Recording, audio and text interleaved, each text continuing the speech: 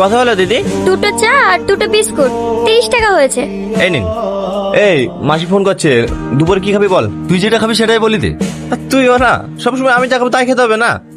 আচ্ছা ঠিক আছে, এই চল।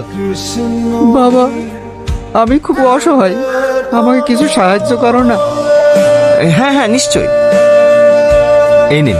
বাপ, তোমরা অনেক ভালো, তোমাদের ওপর আল্লাহ খুব ভালো রাখো।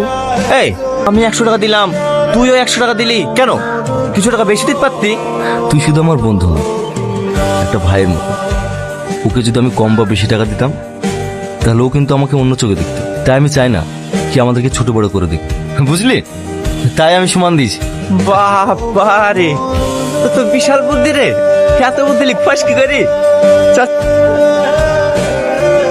এ থাম থাম থাম থাম, কি হলো রে? তাড়াতাড়ি বাইরে আয়। সরি, কিছু মনে করেন না, আসলে আমরা বুঝতে পারিনি, আমাদেরকে ক্ষমা করে দিন। এই নিন, রুমালটা দিয়ে মুখটা মুছে নিন। এই মেয়েটা কোনো রেসপন্স করছে না কেন? আমিও তো সেটাই ভাবছি। ও কারোর সাথেই কথা বলে না কেন? বাবু। এই মেয়েটার নাম হচ্ছে সালমা। ও আগে এরকম ছিল না, পড়াশোনায় খুব ভালো ছিল, আর ওর পরিবারে ছিল খুব সুখী পরিবার। আজ থেকে 2 বছর আগে ও আর ওর বাপ মা এই রাস্তা দিয়ে হেঁটে যাচ্ছিল। হঠাৎ একটা অ্যাক্সিডেন্টের কারণে ওর চোখের সামনে ওর বাপ মা মারা যায়। নিজের চোখের সামনে বাপ মার মৃত্যুটা দেখেও সহ্য করতে পারেনি। তারপর থেকেও এরকম হয়ে যায়, কারোর সাথে কথাও বলে না ঠিকভাবে। কাকা, এই টাকাটা রাখুন, ওকে কিছু খাবার কিনে দিন। আর এই টাকাটাও রাখুন, ওকে একটা ভালো পোশাক কিনে দিন। চল। কি হলো ওর?